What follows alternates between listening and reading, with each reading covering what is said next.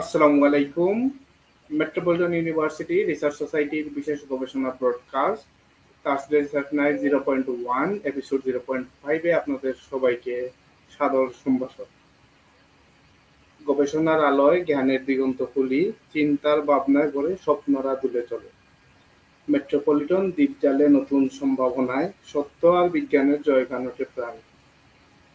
সুপ্রিয় দর্শকবৃন্দ, আমাদের এই গবেষণা ব্রডকাস্টের মূল লক্ষ্য হলো শিক্ষার্থীদের মাঝে গবেষণার প্রতি আগ্রহ জাগানো, জ্ঞান চর্চাকে নতুন মাত্রায় পৌঁছে দেওয়া এবং একাডেমিক আলোচনার পরিবেশকে আরো প্রাণবন্ত করে তোলা। ইতিমধ্যে আমরা সফলভাবে 4টি এপিসোড সম্পন্ন করেছি। প্রতিটি পর্বেই আমরা পেয়েছি নতুন নতুন দৃষ্টিভঙ্গি, চিন্তার খোরাক এবং গবেষণার প্রতি নতুন অনুপ্রেরণা। আজকের এই আড্ডামুখর একাডেমিক আসরে আমাদের সাথে রয়েছেন একজন সম্মানিত অতিথি। তিনি শুধু তার কর্মক্ষেত্র নয়, গবেষণা ও জ্ঞান চর্চার ক্ষেত্রেও রেখে চলেছেন অনন্য দৃষ্টান্ত। আমাদের সাথে আছেন শ্রদ্ধেয় Mohammad Saidur Rahman Palash sir, associate professor business administration, director CTRP এবং president Metropolitan university research society. এবং আমি Shahidur Rahman Shakib, joint IT and creative secretary, metropolitan university research society. আমরা সত্যি আনন্দিত যে আজ স্যারকে আমাদের মাঝে উপস্থিত পেয়েছি। আলোচনার শুরুতেই স্যারের কাছে জানতে চাই, স্যার আপনি কেমন আছেন? সালামু আলাইকুম শহীদ। আলহামদুলিল্লাহ, আল্লাহর অশেষ মেহেরবানিতে ভালো আছি এবং আমি এও আশা করছি আপনিও ভালো আছেন শহীদ। জি আলহামদুলিল্লাহ স্যার, আমিও ভালো আছি। স্যার, আলোচনার শুরুতেই আমি আপনাকে একটি প্রশ্ন পর্বের মাধ্যমে, যেহেতু আমাদের এই লাইভ সেশনটি, তাই আমরা প্রশ্ন পর্বেই চলে যাচ্ছি। যে যেহেতু আমাদের আজকের রিসার্চের যে বিষয়টি হচ্ছে যে প্রি প্ল্যানিং রিসার্চ, সো রিসার্চের ক্ষেত্রে আমরা একজন গবেষক প্রি প্ল্যানিং এ কি কি জিনিস রাখবে, এই বিষয়ে স্যার যদি একটু বলেন।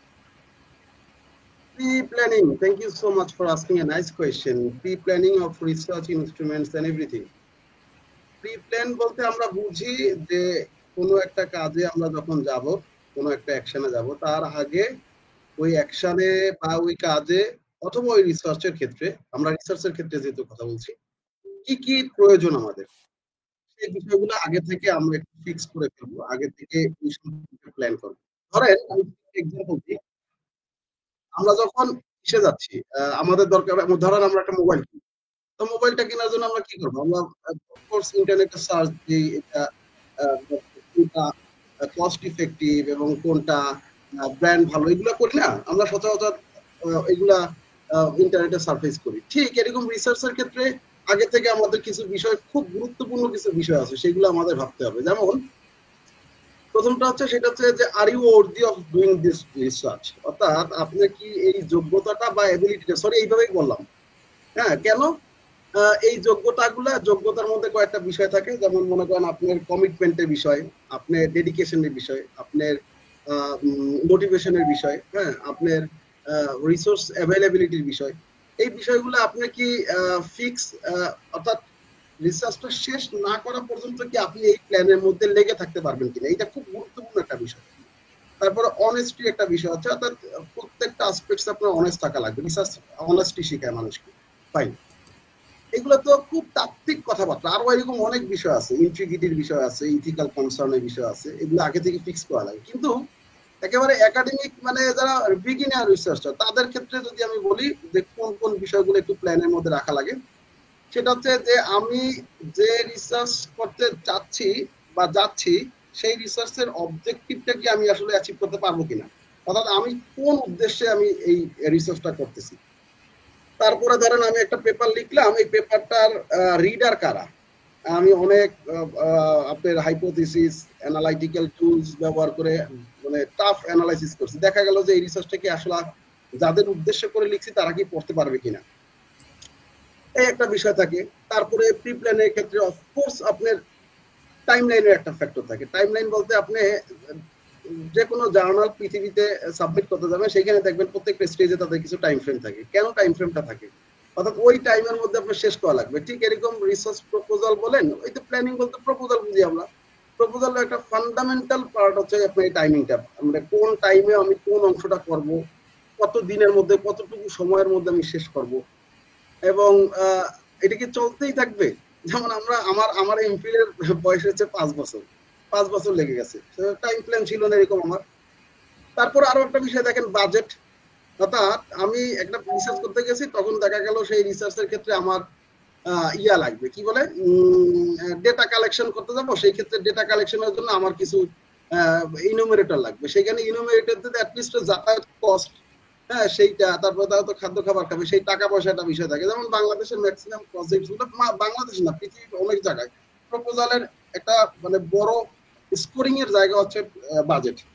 এই বাজেটের বিষয়ে ঠিক থাকা লাগে। তারপরে দেখেন আপনি প্রি প্ল্যানিং এর কথা বলছেন, আপনি কোন ধরনের পেপার পড়বেন। আসলে আপনি যে এলাকায় আছেন, যেখানে আছেন, ইউনিভার্সিটি বলেন, আপনার আশেপাশে সারাউন্ডিংস এর মধ্যে একটা পেপার যদি ডাউনলোড করতে না পারেন, সেই পেপারটাকে আপনাকে সাপোর্ট দেওয়ার মতো মানুষজন আছে কিনা, বা এরকম কোনো গাইডলাইন আপনি পাইছেন কিনা। আমি যদি একেবারে মোটা দাগে বলি, তারা সুপারভাইজার ধরেন, আপনার সুপারভাইজার আছে কিনা, এইটা একটা ফ্যাক্টর। তারপরে আরো যদি আমি বলি, মানে এটুকু তো বলতে বলতে মানে অনেকেই বলতে পারবো, হ্যাঁ। তারপরে আরো একটা খুব গুরুত্বপূর্ণ বিষয় আছে, টুলস। কোন ধরনের টুলস আপনি ব্যবহার করবেন। আপনি একটা পেপার শুরু করলেন, সেটা দেখা গেল যে আপনি মানে আপনার উদ্দেশ্য হচ্ছে কোয়ালিটেটিভ রিসার্চ করা, ধরেন। অর্থাৎ আপনার টাইটেল তো বলে দেবে, আপনার রিসার্চের অবজেক্টিভ বলে দেবে, আপনি কোন ধরনের অ্যানালিটিক্যাল টুল ব্যবহার করবেন বা অ্যানালাইসিস করবেন। সেই ক্ষেত্রে আপনি দেখা গেল একটা এনভিভো সফটওয়্যার দরকার। এখন এনভিভো সফটওয়্যার যদি আপনি এই বয়সে আপনি কোথায় পাবেন? তো সেই সফটওয়্যারে অ্যাভেলেবিলিটি থাকা লাগবে। এই ক্ষেত্রে ওই যে আবার পেপার ডাউনলোডের সাবস্ক্রিপশনের বিষয় থাকে, ওইগুলো অ্যাভেলেবিলিটি থাকা লাগবে। এখন আপনি যদি ভালো জার্নাল গুলাতে যান, তাহলে সেই জার্নাল গুলাতে ম্যাক্সিমাম জায়গায় একটা পেপার সাবমিট করার ক্ষেত্রে ইথিক্যাল লেটার লাগে, ইথিক্যাল কনসার্ন লাগে। অর্থাৎ হিউম্যানের উপরে, স্পেসিসের উপরে যদি আপনি কাজ করেন, অথবা মানে যেগুলোর প্রাণ আছে সেগুলোর উপরে যদি কাজ করেন, তাহলে আপনার একটা নির্দিষ্ট গবেষণা বোর্ড থেকে আপনার পারমিশন নেওয়া লাগবে। সেই পারমিশনটা আপনি কোথা থেকে পাবেন, আপনাকে দিবে কিনা, আপনার সেই প্রতিষ্ঠানে আছে কিনা, আমরা এই জিনিসগুলো ভাবি না। কিন্তু পরবর্তীতে জায়গা দেখা গেল যে পেপার লিখতেছি, তখন যে আমরা আটকাই যেতে পারি, এই একটা বিষয়। তারপরে আরো বিষয় আছে, তো মনে করেন আপনার আমরা রেফারেন্স করি, বা খুব গুরুত্বপূর্ণ একটা ইস্যু রিসার্চের ক্ষেত্রে রেফারেন্স, এটা আমি সবসময় বলে থাকি, আমার কাছে মনে হয় খুব গুরুত্বপূর্ণ একটা পার্ট। সেই রেফারেন্সিং এর ক্ষেত্রে আমরা আসলে দেখবেন এখন পর্যন্ত বাংলাদেশে আমি ম্যাক্সিমাম জায়গায় দেখতেছি রিসেন্টলি স্টুডেন্ট জেনজি তারা রেফারেন্সিং টুলস ব্যবহার করতেছে, কিন্তু আমরা ম্যানুয়ালি করি এখন পর্যন্ত। বুঝতে পারছেন? এখন এই ম্যানুয়ালি করলে কতটা সময় নষ্ট হয়, সেগুলো সম্পর্কে আমাদের আগে থেকে আইডিয়া থাকা লাগবে। আরো যদি বলা যায় যে আপনার মনে করেন সব মিলে হচ্ছে এই রেজাল্ট কমিউনিটিতে কিভাবে ইফেক্ট ফেলাবে, সেটা একটু ভাবতে হবে। যে কমিউনিটির জন্য পেপার লিখতেছেন, তারা এটা পেপার পড়বে নাকি তাই সেই কমিউনিটির জন্য এরকম নর্মাল একটা ভিডিও দিলেই হয়, হ্যাঁ, এই বিষয়গুলা। আর সেটা হচ্ছে যে আপনার কমিটমেন্ট, একেবারে কমিটমেন্ট ছাড়া এগুলো কিছুই সম্ভব না। আমি সারাক্ষণই বলতে পারবো সেই, তারপর শর্ট করে একটা কোয়েশ্চেনের আনসার যদি 7-8 মিনিট ধরে দেই, বলেন আপনি আরো স্যার। এই প্রশ্নটাকে যদি আমরা আর একটু স্পেসিফিক করি, যে গবেষণার প্রি প্ল্যানিং এর ডায়াগ্রামটা কেমন হবে, যে কোন কোন কনসার্নটি আমার ম্যান্ডেটরি ভাবে ফলো করতে হবে, এটা যদি স্যার গবেষণার ডায়াগ্রাম যদি বলেন আপনি, তাহলে এখানে আমার একটু বলা লাগে, সেটা হচ্ছে যে আপনার প্ল্যানিং এর ক্ষেত্রে আপনার একটু ডায়াগ্রামটা মানে ফ্লোটা একরকম হবে, আর রিসার্চের ক্ষেত্রে একটা ফ্লো হবে। আমি আগে একটু যদি বলি রিসার্চ এবং রিসার্চ প্ল্যানিং এর বা প্রপোজালের মধ্যে তফাৎটা কি, সেটা একটু বলে নেই, তাহলে বুঝতে পারবেন। যেমন মনে করেন প্রপোজাল হচ্ছে যে what you want to do in the near future with your supervisors or your friends, co-authors, everybody, and you will give a blueprint of that paper. সেখানে সবসময় উইল, শেল, ফিউচার টেন্সে এই বিষয়গুলো আসে। অন দ্য আদার এন্ড রিসার্চের ক্ষেত্রে আমরা একেবারে প্রেজেন্ট আমরা যে কাজগুলো করতেছি সেইখানে সেই কাজগুলা রিসার্চের ক্ষেত্রে তুলে ধরা হয়। অর্থাৎ আমি যা করব সেটা আগে দেখানো হচ্ছে রিসার্চ প্রপোজাল, আর যেটা করতেছি সেটাকে রিসার্চ বলতেছি। এখন যদি প্ল্যানিং এর ডায়াগ্রাম, রিসার্চ প্রপোজালের ডায়াগ্রাম বলি, তাহলে এই রিসার্চ এবং রিসার্চের প্রপোজালের মধ্যে আপনার একেবারে পুরো মেথোডোলজি পর্যন্ত প্রায় সেম। অর্থাৎ আপনি টাইটেল বলেন, তারপরে অ্যাবস্ট্রাক্ট বলেন, কিওয়ার্ডস বলেন, ইন্ট্রোডাকশন বলেন, literature review, problem statement, hypothesis, তারপরে রিসার্চ কোয়েশ্চেনস, অবজেক্টিভস, মেথোডোলজি, এই পর্যন্ত পুরো দুইটাই সেম। রিসার্চও সেম এবং রিসার্চের প্রপোজালও একই। মেথোডোলজির পরে একটু চেঞ্জ আসে।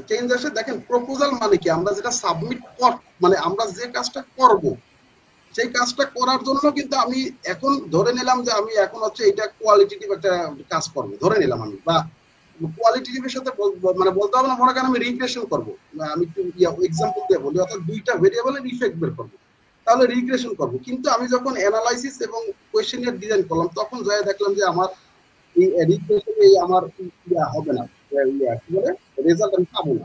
আমার ফ্যাক্টর অ্যানালাইসিস করবো, অর্থাৎ কোন কোন ফ্যাক্টরগুলো আমার অর্থাৎ আমি প্রপোজালে যা লিখতেছি দ্যাট একেবারে শব্দে আমি রিসার্চ রিসার্চ করতে আমি ইনক্রিমেন্ট করতে হবে তা কিন্তু না, দিতে পারে এইগুলো ইনভেস্টিগেশন।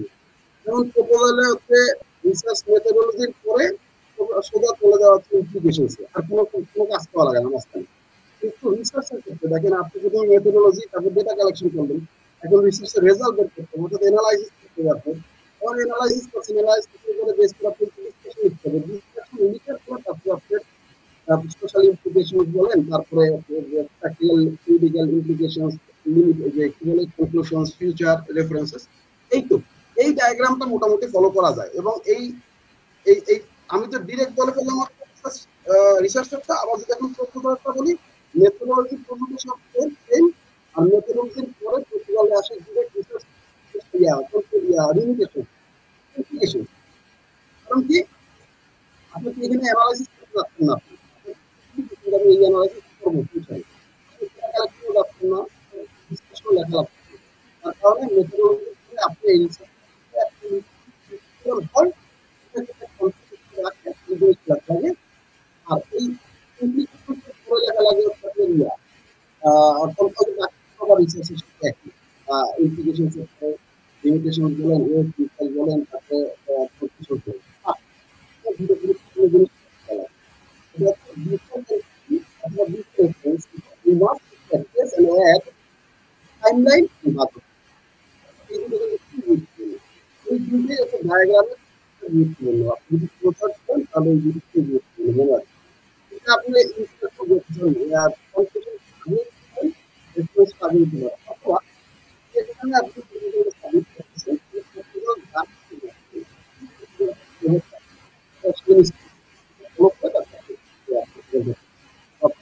স্যার সম্ভবত আপনার ভয়েসটা একটু প্রবলেম করতেছে। শোনা যাচ্ছে? জি জি, এখন ক্লিয়ার। আচ্ছা, একটু দূরে চলে গেছিলাম। হ্যাঁ বলেন, সরি। জি জি স্যার, আপনার কাছে পরবর্তী আমরা আমাদের যে প্রশ্ন, যেটা প্রত্যেক নতুন গবেষক এইটাই সমস্যার সম্মুখীন হন।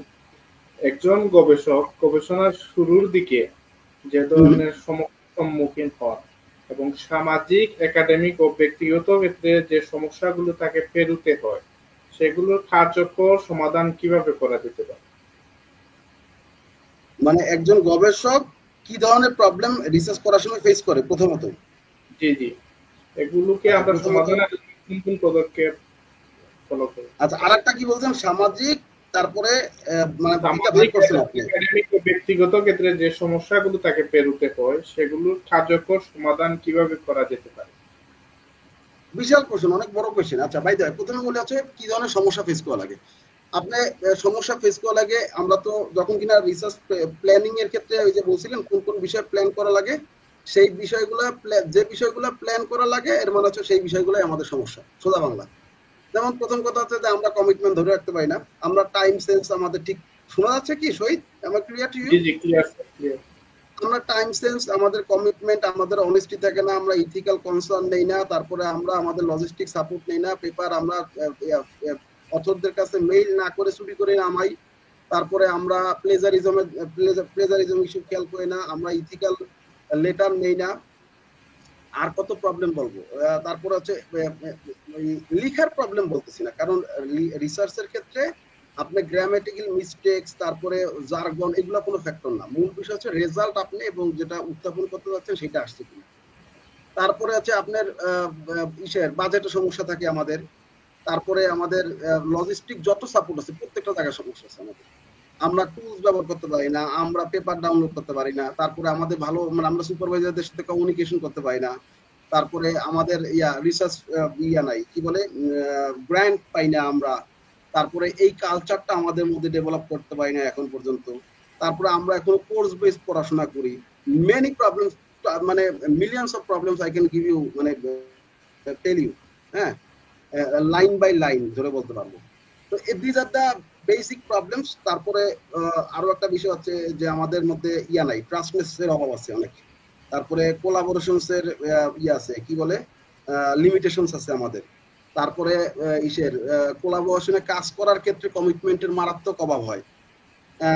দেন হচ্ছে মোটিভেশন সবসময় গ্রো থাকে না আমাদের। দেখা গেল যে 7 দিন খুব লেখালেখি করতেছি, পরে 7 দিন নাই। হ্যাঁ, আমরা ফাইলই হারাই ফেলাই যে ফাইলটা কোন জায়গায় লাগছে আমরা লাস্টে, এরকম প্রবলেম। এখন যদি বলি একজন রিসার্চার প্রথমত সামাজিক, এই কোয়েশ্চেনটা একটু লাগছে, একটু ডিফারেন্ট লাগছে। সামাজিক ভাবে নতুন রিসার্চার সামাজিক, একাডেমিক এবং ব্যক্তিগত কি কি প্রবলেমে পড়ে, তাই না?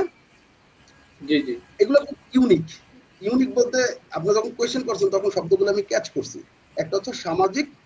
সামাজিক বলতে সমাজে আপনি যখন চলাফেরা করবেন বা সমাজের অবস্থা বিবেচনা করবেন, সমাজের অবস্থা বিবেচনা করবেন। দেখেন, আপনি যখন রিসার্চের সাথে যুক্ত থাকবেন তখন আপনি অনেক, মানে ওই সময় কাজের ম্যাট্রিক্স পাওয়া লাগে, যে কোন কাজটা আমি আগে করব, কোন কাজটা আমার গুরুত্বপূর্ণ, সেই কাজটা আগে শেষ করে ফেলবো। অর্থাৎ রিসার্চে করার সময় আপনার প্রচুর এনগেজমেন্ট লাগে। তখন ওই এনগেজমেন্ট লাগার কারণে দেখা গেল যে আপনি বাইরে সময় দিতে পারতেছেন না। তারপরে আপনাকে আপনি হাঁটতেছেন, তখন আপনি চিন্তা ভাবনা করা, আপনি দেখা গেল যে মানে সবাই দেখা গেল ক্লাসে বসে গল্প করতেছে, আপনি দেখা গেল রিসার্চের সাথে আসছেন, কারণ আপনি সুপারভাইজার কাজ দিতে পারবেন। তো এই ক্ষেত্রে একটু মনোযোগ মানে ও ভাব, মানে পুরো রিসার্চ হয়ে গেছে। হ্যাঁ, এইটা আবার একটু মনে করেন তাকে আইসোলেট করে ফেলে আসতে প্রথমত। তারপরে আস্তে এইটা আবার একাডেমিক প্রবলেম। আপনার সুখ এবং আপনার ভালো এগুলো আমি দেখতে পাচ্ছি না, বা আপনার পাবলিকেশন হয়েছে এটা আমার ভালো লাগতেছে না। মানে একটা বিষয় আছে না, যে অ্যাপ্রেজ করা, এই অ্যাপ্রেজটা আমাদের এখানে খুবই কম। মানে এই কালচারটা নাই বললেই চলে। আস্তে আস্তে গ্রো হইতেছে, এই একটা বিষয়। তারপর সামাজিক ভাবে আরো একটা বিষয় আছে, যেমন মনে করেন ওই যে কি বলে, রিসার্চারের সাইড থেকেও একটা সমস্যা আছে। সেটা হচ্ছে যে মনে করেন শুক্রে 2 দিন 3 দিন রিসার্চার হয়, তারা মনে করেন তাদের মানে অন্যকে মানে স্কলার মনে করে না, মনে করেন যে সে বড় রিসার্চার। এইটাও একটা প্রবলেম আমাদের সামাজিক দিক থেকে হয়। তারপরে আপনার একটা বিষয় হচ্ছে যে আমরা সবকিছু মেজার করি ফাইন্যান্স ভ্যালু দ্বারা, মানে এই মানিটারি ট্রানজাকশন দ্বারা। তো সেই ক্ষেত্রে রিসার্চারদের মানে মানুষজন ভাবেই যে রিসার্চ করলে মেলা টাকা পয়সা, বাট মেলা টাকা পয়সা না। রিসার্চের ক্ষেত্রে টাকা পয়সা, ফাইন্যান্স, এগুলো খুব একটা বেশি, মানে বেশি বলতে কি, মানে যদি আপনার এগুলা অন্য আলোচনা, ওপেন অ্যাক্সেস, বা আপনার প্রয়োজন হয় কোন ফিল্ডে রিসার্চ করতেছেন, তারপরে ইমার্জেন্স কতটুকু এই পেপারটা, সেইটার অনেক বিষয় ব্যবস্থা। এই ক্ষেত্রে আপনার মনে করেন ওই যে সমাজে একটা থাকে, মানে আপনার টাকা পয়সা অনেক আছে, কিন্তু আপনার কোনো টাকা পয়সা নেই। তাহলে টাকা পয়সা আছে, টাকা দিয়ে চলে, টাকা দেয় না, সাবস্ক্রিপশন করে। কারণ যখন লাভ সময় আপনি দেখা গেল যে একাডেমিক যে অ্যাফিলিয়েশন গুলো, ডেজিগনেশন গুলো, বা স্কুল গুলো, সেগুলো সমন্বয় হয়ে যাবেন। একাডেমিক কমিউনিটি আপনার একটা ভালো গ্রহণযোগ্যতা আসে। হ্যাঁ, এইগুলো বেনিফিট আছে। তারপরে মানুষ আপনাকে মানে রিসার্চার লাভ করে। তো এই হলো স্বাভাবিক দিক আমি বললাম। তারপরে আর একটা বিষয় হচ্ছে একাডেমিক। একাডেমিক দিক থেকে হচ্ছে আপনার যে আপনি একাডেমিক প্রবলেমের কথা বলছেন না, নতুন রিসার্চাররা, জি জি, এদের সবচেয়ে প্রথম প্রবলেম হচ্ছে যে মনে করেন মানে ওরা এক দুই পেপারে সব মানে নতুন শুরু করে, তো মনে করে যে একেবারে সব যদি এক পেপারের মধ্যে নিয়ে আসতে পারতাম, বুঝতে পারছেন, তাহলে খুব ভালো হতো। কিন্তু আসলে এটা না, আস্তে আস্তে ধাপে ধাপে রিসার্চ ছোট ছোট থেকে অবজেক্টিভ থেকে রিসার্চ করা শুরু করতে হয়। তো এইটা একাডেমিকতে আমি খুব বেশি দেখছি। আরো একাডেমিকে একটা প্রবলেম হচ্ছে, মনে করেন ওই যে বললাম না যে ইউনিভার্সিটিতে আপনি আছেন, বা আরো অনেক ইউনিভার্সিটিতে আছে, সেখানে still you are not getting an email ID, অথবা সাপোর্ট পাচ্ছেন না। সেই ক্ষেত্রে এইগুলো একাডেমিক প্রবলেম। তারপরে আরো প্রবলেম হচ্ছে, দেখা গেল যে পাবলিকেশনের ক্ষেত্রে ফান্ডিং পাচ্ছেন না, এগুলো প্রবলেম। এই তো প্রশ্ন ছিল একাডেমিক প্রবলেম কিভাবে ফেস করে, তাই না? তারপরে আপনার যে সুপারভাইজার, আপনি পারফেক্ট সুপারভাইজার লিমিটেশন থাকতে পারে। আপনার দেখা গেল সুপারভাইজারের সাথে আমরা কমিউনিকেশন করতে পারছি না। আবার এরকম হয় যে আমরা সুপারভাইজারের কাছে মেইল দিয়ে রাখছি, কিন্তু মেইলটা ব্যাক করতে পারছি না আমরা। অর্থাৎ এই যে আমাদের যে একাডেমিক একটা মানে কি বলে কমিউনিকেশন, এটার মধ্যে আমাদের দেশে না, এশিয়ান সাবকন্টিনেন্টস এর মধ্যে খুবই ডিস্টার্ব আছে। তাও ইন্ডিয়া, তার রিসেন্টলি দেখছি ইন্ডিয়া, নেপাল, পাকিস্তান এরা আপডেটেড হইতেছে, এবং you are also encountering the same thing with Pakistani professor. তারপরে বলছেন ব্যক্তিগত সমস্যাটা হচ্ছে আপনার মনে করেন ওই যে আপনি ঘুমাইতে যাওয়ার কথা, আগে যাইতেন 11টা 12টার সময় একটা মুভি দেখতে দেখতে ঘুমাইতেন, এখন যাইতে পারতেছেন না। এখন আপনি মুভি দেখা বাদ দিয়ে আপনি রিসার্চের সাথে বেশি, নতুন রিসার্চার বেশি এঙ্গেজ হয়ে যেতেছেন, এবং সারাক্ষণ আপনি রিসার্চ করতেছেন, রবিবারে সময় দিতেছেন না, যেমন আমার এটা হয়, সময় দিতে পারতেছি না, সময় দেন না আপনি। তারপরে মনে করেন of course they demand the time, এখানে রিলেশনের বিষয় থাকে, সেই বিষয়গুলা। তারপরে আরো কিছু বিষয় আছে ব্যক্তিগত, যেমন যখন কিনা আপনি ওই যে সোশ্যালি একসেপ্টেড না হইতেছেন, তখন আপনি কিভাবে এটা নিতেছেন, একজন রিসার্চার এটা কিভাবে নেয়, সেইটা একটা ফ্যাক্টর।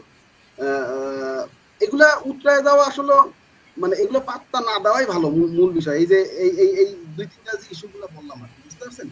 একজন রিসার্চারের উদ্দেশ্য থাকবে যে সে একজন রিসার্চার তার নলেজ গুলো সোসাইটিতে দিয়ে দিবে, সোসাইটি যেটা গ্রহণযোগ্য মনে করে সেগুলো পড়বে, যেগুলো গ্রহণযোগ্য মনে করবে না পড়বে না।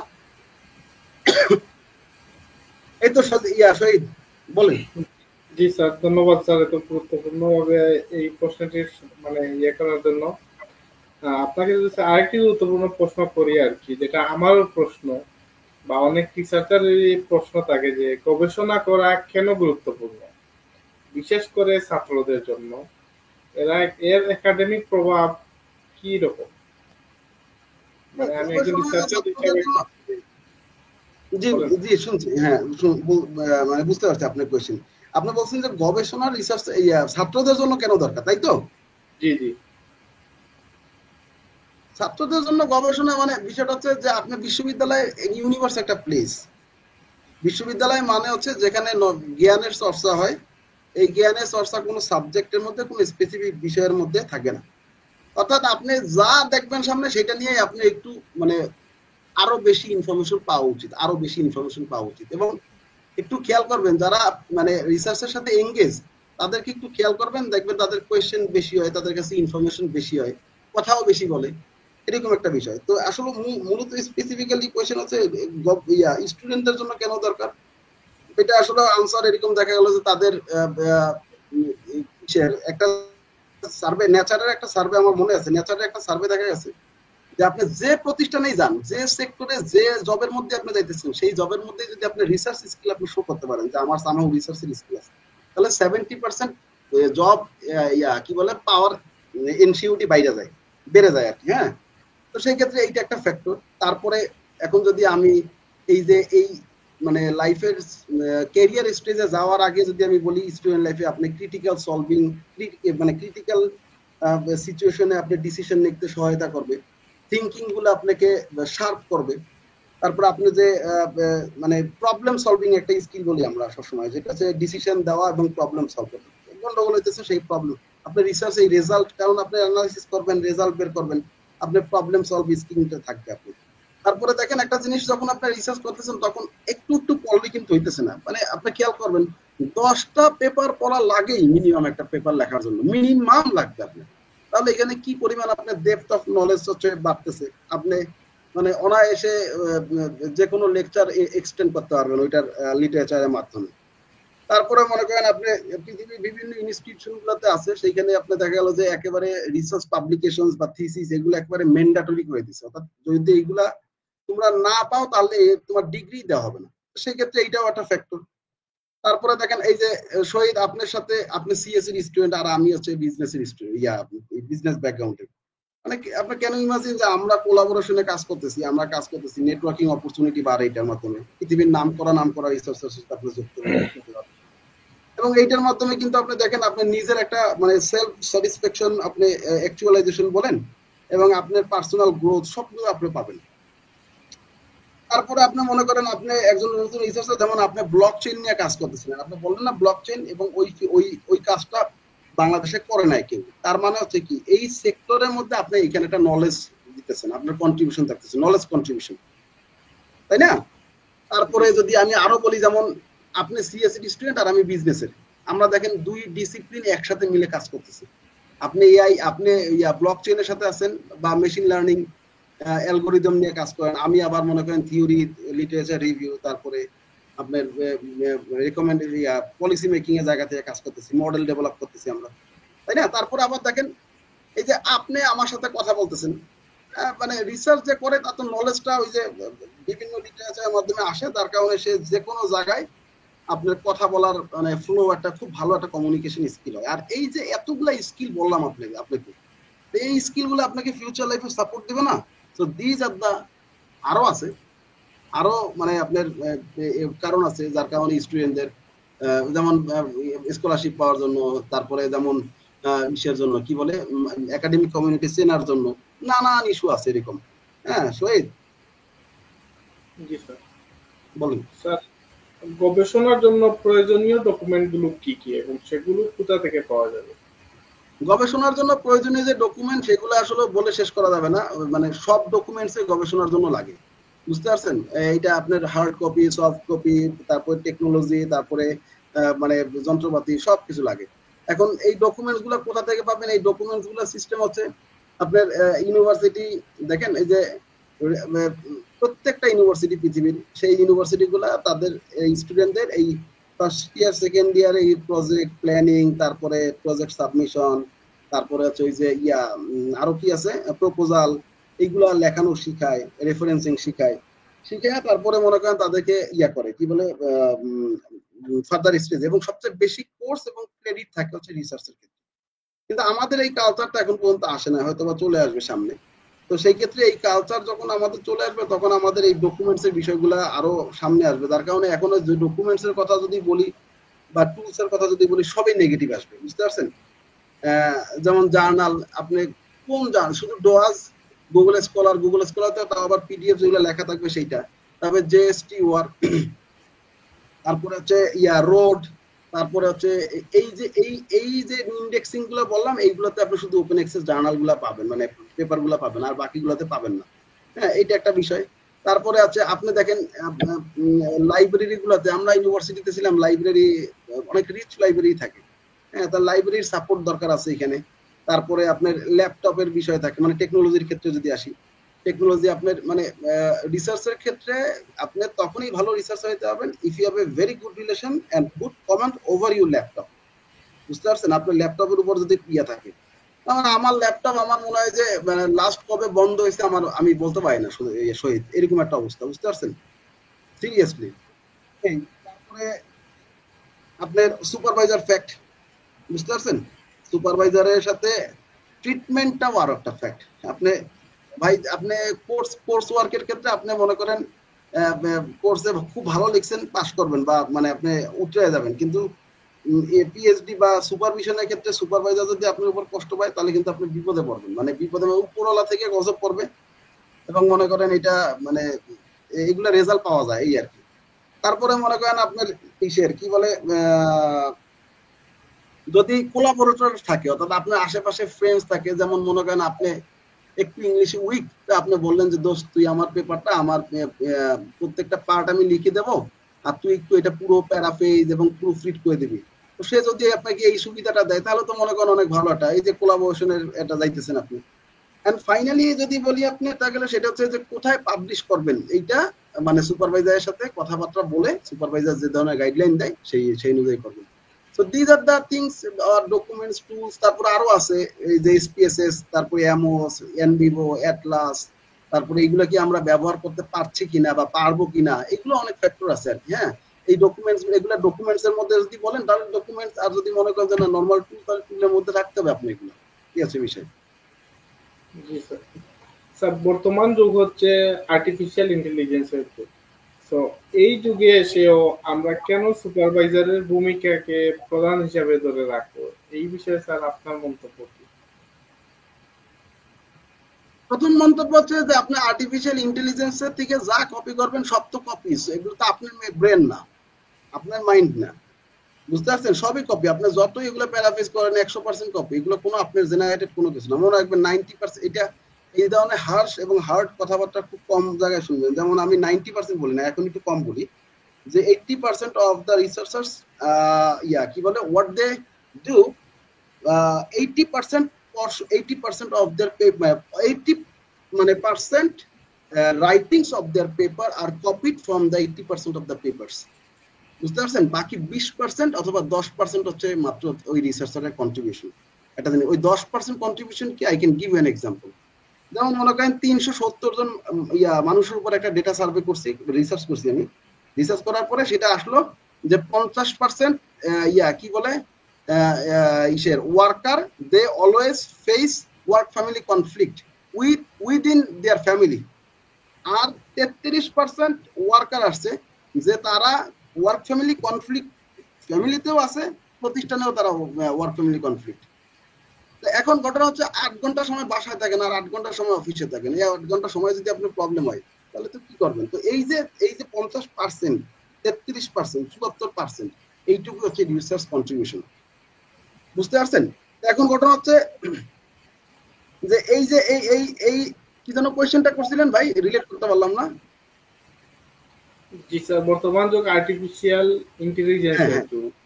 তো এই যুগে এসে কেন আমরা মানে সুপারভাইজারের মানে তত্ত্বাবধানে থাকবো এইটাই।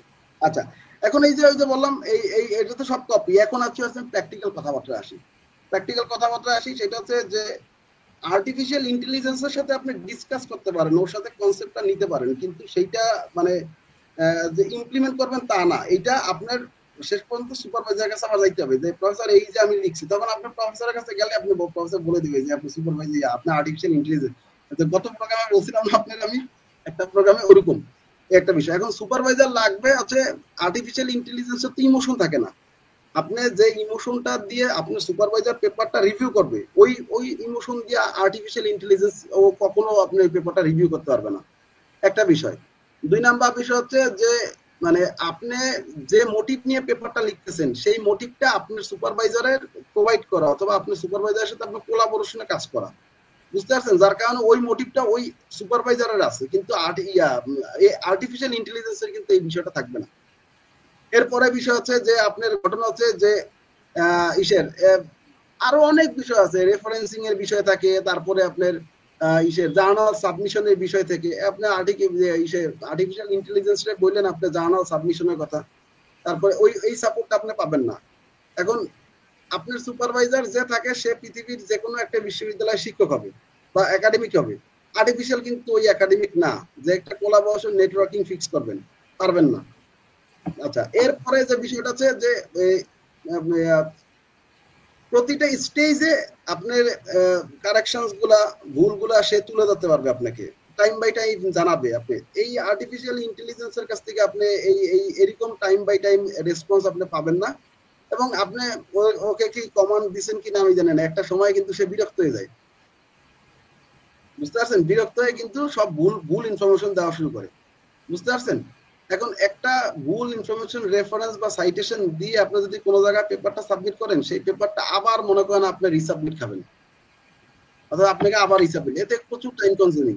বুঝতে পারছেন? তারপরে আর্টিফিশিয়াল ইন্টেলিজেন্সের তো অনেস্টি নাই, মানে ও তো সততা বুঝে না। হ্যাঁ, আপনার রিসার্চ সুপারভাইজার সে সততা বুঝবে। তারপরে আরো বিষয় আছে ভাই, এগুলো ঘটনা হচ্ছে যে মানসিক বিবেচনা, তারপরে আর্টিফিশিয়াল ইন্টেলিজেন্স কখনো আপনার সিক্রেসি মেনটেন করবে না। তারপরে কোনটা ফেক ডেটা কোনটা রিয়েল ডেটা সেটা বুঝবে না, আপনার সুপারভাইজার এগুলো বুঝে ফেলবে। তারপরে ওই যে কি বলে এতক্ষণ ধরে তো বললাম কমিউনিকেশন, তারপরে কোলাবোরেশন, তারপরে রিলেশনশিপ, তারপরে ফান্ডিং, লং টার্ম সাপোর্ট। হ্যাঁ, ওই যে এই জিনিসগুলো তো সুপারভাইজার আপনাকে মানে অফকোর্স বেশি সাপোর্ট দিবে আপনাকে। আর রিসার্চ এগুলো দেখাইছে যে কি বলে সুপারভাইজারদের সাথে সম্পর্ক যদি থাকে না, তাহলে এই যে ফেলো যে সাপোর্টটা পায় অন্য স্টুডেন্ট যার সুপারভাইজারের সাথে সম্পর্কটা না থাকে এইটার চেয়ে 45% আবার বেশি। বুঝতে পারছেন? এগুলো সব রিসার্চের স্ট্যাটিস্টিক্স বলতেছি আমি। তো এই তো শহীদ যা বলছি তা তো বুঝতে পারছেন হয়তো বা। গবেষণায় নৈতিক বিবেচনাগুলো কিভাবে পরিকল্পনা পর্যায়ে অন্তর্ভুক্ত করা উচিত? ইথিক্যাল কনসিডারেশন, তাই তো? ইথিক্যাল ইস্যু কিন্তু এই জায়গায় আমরা একটা মানে এই বিষয়টা আমার খুব মানে আমি সবসময় স্টুডেন্টে বলি এই জায়গাটা খুব গুরুত্বপূর্ণ। দেখেন আমরা যখন রিসার্চ একাডেমিতে পড়ি তখন আমাদের ইসের মানে রিসার্চের খুব একটা গুরুত্ব আমরা মানে ইথিক্যাল কনসিডারেশনের গুরুত্ব আমরা খুব একটা নেই না, এবং সবার পরে পড়াই বা লাগে কি লাগে না এরকম একটা জিনিস। কিন্তু আপনি একটু মানে কিউএস টপ র্যাঙ্কিং ইউনিভার্সিটির দিকে যদি তাকান না, তাহলে ওই জায়গায় দেখবেন রিসার্চের বইয়ের মধ্যে ম্যাক্সিমাম জায়গা হচ্ছে 2 নাম্বার 3 নাম্বার চ্যাপ্টারের মধ্যে হচ্ছে ইথিক্যাল ইস্যুর যে চ্যাপ্টারটা সেইটা ওইখানে থাকে। কেন এত মানে এই চ্যাপ্টার কি এমন যে এই 2 নাম্বার চ্যাপ্টারের মধ্যে থাকে? এটা তো যে যদি আপনি বিসমিল্লাহ গলত করেন, গোড়াতেই যদি ভুল করেন তাহলে তো সমস্যা। যার কারণে আপনার কিছু গাইডলাইন্স আছে, সেই গাইডলাইন্স গুলা বা কিছু রুলস রেগুলেশনস পলিসিস আছে, সেই রুলস রেগুলেশনস পলিসি গুলো একজন রিসার্চার হিসেবে আপনি জানার দায়িত্ব বা ওগুলা মানতে আপনি বাধ্য। যেমন এই যে কোপ আছে, এই মুহূর্তে মনে নাই কোপ, তারপরে ফিনল্যান্ডের একটা প্রতিষ্ঠান আছে, ওরা একেবারে ইথিক্যাল ইস্যু, অর্থাৎ ওরা বলে দেয় যে এই বিষয়গুলো যদি থাকে তাহলে আপনি ইথিক্যাল ইস্যুটা ফুলফিল করবেন। আর কোপ যেন কোপের ভুলে গেছে এখন, COPE, এটা দিলে সার্চ দিলে আপনি পেয়ে যাবেন ইথিক্যাল ইস্যুটা। এখন এইটার কোন কোন বিষয়গুলো আপনার নজর রাখা লাগে দেখেন, একজন রিসার্চারের সাথে যখন আপনি কথাবার্তা বলবেন তখন রিসার্চারের কাছে তো আপনি অফকোর্স আগে জানাই নিতে হবে যে আপনার এই রিসার্চটা কেন আমি আপনার কাছ থেকে আমি কথাবার্তা বলছি। তো বাই দ্য ওয়ে, এটা বলতেছি হচ্ছে আমি ডেটা কালেকশনের ক্ষেত্রে একটা এক্সাম্পল দিতেছি যে দরকার কেন। আপনি রিসার্চের তার কাছ থেকে যখন ডেটা কালেকশন করবেন, তা আপনি তাকে জানাবেন না যে আপনি এই উদ্দেশ্যে কাজ করতেছেন, এখন আপনি কি আগ্রহী? যদি আগ্রহী হন তাহলে পূরণ করেন, আর যদি না হন তাহলে পূরণ করেন না। আবার মনে করেন আপনি কি নাম দিতে আগ্রহী, দিলে দেন, না দিলে নাই। আবার মনে করেন আপনি মাঝখান থেকে এরকম লিখে দিলেন যে আপনি যদি মনে হয় যে মাঝখানে একটা কোয়েশ্চেন এসে এইটা আমার জন্য না, এই রিসার্চটা আপনি উইথড্র করতে পারেন।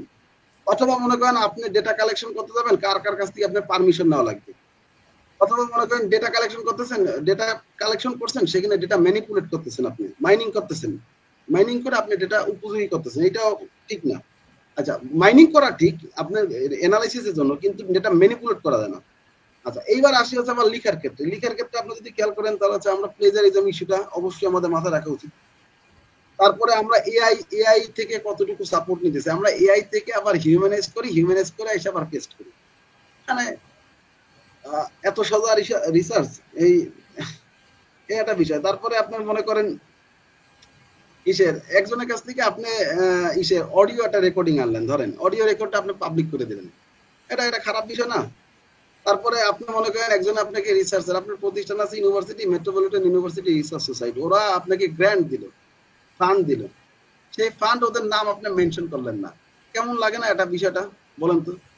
আচ্ছা, ওরে যে আপনি ধরেন এই যে রিসার্চের একটা কোয়েশ্চেনের সার্ভে করতে দিচ্ছেন, ও আপনি ওরে যে আপনি রিসার্চটা দিচ্ছেন, এই যে ইয়াটা সার্ভে করতে দিচ্ছেন, ওরে যদি আপনি সালাম না দেন তাহলে বিষয়গুলা খারাপ লাগে না? তো এই যে বিষয়গুলা, তারপরে আরো একটা বিষয় আছে যে আপনার এই যে আপনি অফকোর্স তাদেরকে গোপনীয়তার বিষয় থাকা লাগে, তারপরে তাদের কাছে 100% নাম জিজ্ঞাসা দেওয়া যাবে কিনা, তারপরে আপনার কি বলে মেডিকেল রিসার্চের ক্ষেত্রে আপনি যেমন লেভেল অফ সিগনিফিকেন্স কোনো কিছুই নিতে পারবেন না, অ্যারোনটিক স্পেসের ক্ষেত্রে সিগনিফিকেন্স নিতে পারবেন না, এইসব বিষয় মাথায় থাকা লাগে। এবং কি বলে আবার এটা না মানলে কি হয়, একটা এক্সাম্পল দিই, সেটা হচ্ছে ধরুন আপনার কাছ থেকে আমি রিসার্চের একটা ডেটা কালেকশন করলাম, শহীদ, আপনি বললেন যে আমার নাম আপনি দিতে পারবেন না, কিন্তু আমি পেপারের মধ্যে আপনার নাম দিয়ে দিলাম যে শহীদ, মিস্টার শহীদ এই কথাটা বলছিলেন, আপনি আমার নামে যে কোনো অ্যাকশনে যেতে পারবেন, একাডেমিক অ্যাকশন তো আছেই, তারপর আপনি আইনগত অ্যাকশনে যেতে পারবেন এবং জেল জরিমানাও করতে পারবেন আপনি, বুঝতে পারছেন? প্রমোশন থেকে ডাউন করে আবার ডিমোশনও দিতে হবে, তো নানান ইস্যু আছে আর কি, বুঝতে পারছেন? তো এই জন্য ইথিক্সটা খুবই গুরুত্বপূর্ণ, বুঝতে পারছেন? এখন আপনি এআই থেকে একটা জিনিস নিলেন, এটা কি ইথিক্যাল করা যাবে? আপনার রেফারেন্স দিবেন। আমরা সাইটেশন রেফারেন্স কেন ব্যবহার করতেছি? এর জন্য তো ব্যবহার করতেছি। বলুন স্যার। স্যার, আপনার কাছে আরেকটি গুরুত্বপূর্ণ প্রশ্ন, যে গবেষণার জন্য সঠিক তথ্য সংগ্রহের পদ্ধতি কিভাবে নির্বাচন করা উচিত? সঠিক তথ্য কালেক্ট, গবেষণার জন্য সঠিক তথ্য সংগ্রহের পদ্ধতি কিভাবে নির্বাচন করা উচিত? সঠিক তথ্য সংগ্রহ পদ্ধতি তো আপনি মানে ডিপেন্ড করবে আপনার ইসের উপরে, আপনি কি ধরনের টাইটেল ব্যবহার করছেন, আপনি কি ধরনের উদ্দেশ্য আপনার গবেষণার। ধরেন আপনি মনে করেন আপনি একটা টাইটেল ব্যবহার করলেন, what are the causes and কি বলবো, what are the causes and remedies of burn out বা Covid, what are the causes বা ওয়াই হ্যাপেন্ড কোভিড, মানে কোভিড কেন হয়েছিল ধরেন, দেখেন এই যে কোয়েশ্চেনটা ওয়াই আমি করলাম, এটা আপনার ক্লিয়ার বোঝা যাচ্ছে না যে এটার মধ্যে কিছু কারণ জড়িত আছে? এটা তো কোনো সংখ্যাত্মক বিশ্লেষণ তো দিতেছে না আমাকে। তো এই আপনার টাইটেল আপনার অবজেক্টিভ আপনাকে ডিরেকশন দিয়ে দেবে, either the methodology should be qualitative or quantitative or mixed even. Qualitative কোনটা, যে ওই যে বললাম কারণ খুঁজে বের করা, তারপরে এর এর মানে লিটারেচার ইনভেস্টিগেশন করা, অথবা মনে করেন হচ্ছে রিভিউ করা, অথবা ক্রিটিক্যালি সিনথেসাইজ করা, এইগুলো হচ্ছে আপনার কোয়ালিটেটিভের। এখন এইটার জন্য আপনি কোন ধরনের টুল ব্যবহার করেন? দেখেন কোয়ালিটেটিভ যদি আমরা এই পিওর লিটারেচার রিভিউ বেস করি, আমরা পিওর লিটারেচার, এইগুলো আরো অনেক টাইপ আছে, 11-12 ধরনের লিটারেচার রিভিউ আছে। সেই ক্ষেত্রে আমরা মেথোডোলজি স্পেসিফিক কিছু মেথোডোলজি এটা যখন করবেন পেপারের মধ্যে তখন বুঝতে পারবেন। যেমন প্রিজমা ফ্রেমওয়ার্ক ব্যবহার করি আমরা, তারপরে এখন ভুলে গেছি, বহুদিন রিসার্চের মধ্যে নাই তো। আচ্ছা, কেউ জেনে থাকলে একটু মেসেজ কমেন্ট করে জানাই দিবেন। প্রিজমা, তারপরে ও এসএল কি এসএলআর জানো, spare for SLR, spare for SLR, ঠিক আছে মনে পড়ছে, আমার প্রফেসরের নাম মনে আছে, স্পার ফর এসএলআর। তারপরে আমরা আরো কয়েকটা স্টেজ ব্যবহার করি লিটারেচারের জন্য। এবার এটার জন্য যদি আমি আবার ডেটা কালেকশন করি, হ্যাঁ মানে ইন্টারভিউ নেই, তাহলে আমরা এর জন্য আবার ইন্ডিগো, তারপরে আরো, তারপরে অ্যাটলাস, তারপরে আপনার তারপরে স্কিডো, এই নতুন নতুন সফটওয়্যার এলিসিড, এগুলো ব্যবহার করি, এই টুলগুলো ব্যবহার করি। তা আবার মনে করেন যদি এখন মনে করেন আমি ব্যবহার করলাম যে কোভিড হয়েছে 7টা-8টা কারণে, তার মধ্যে সবচেয়ে গুরুত্বপূর্ণ একটা কারণ ছিল হচ্ছে সোয়াচ, মানে হাসিতে বা স্পিডিং এ আমাদের আমরা এরকম দেখলাম যে বায়ুবাহিত কারণে কোভিড হয়েছে, এইটার পার্সেন্টেজ কতটুকু, এটার জন্য অফকোর্স আপনার কোয়ান্টিটিতে যাইতে হবে, মানে কোয়ান্টিটিভ রেজাল্ট আসবে। তো দেখছেন আপনার টাইটেল কিন্তু বলে দিতেছে যে কোন ধরনের রিসার্চ করবেন। আচ্ছা, এরপরে মনে করেন আপনি এই কোয়ান্টিটিভের ক্ষেত্রে আপনি কি করবেন, কোয়ান্টিটিভ আপনার টাইটেলেই বলে দেবে আপনি কোন ধরনের অ্যানালাইসিস করবেন, কোন ধরনের টুলস ব্যবহার করা লাগবে। আপনি এসপিএসএস, এমওস, পিএলএস, তারপরে আর কি আছে, বিবলিওশাইনি তো ইসে কোয়ালিটিটিভে, এই যে অ্যাডভান্স পাইথন, মেশিন লার্নিং, এগুলা।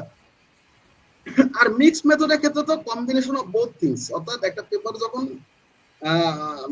গ্রাউন্ডেড থিওরি থেকে এক্সপ্লোর হয়ে, মানে মানুষ কোয়ালিটেটিভ ট্রায়াঙ্গুলেশন ভ্যালিডেট করে সোসাইটিতে কোনো রেজাল্ট দিতে চায়, তখন হচ্ছে মানুষ মিক্স মেথডে যায়।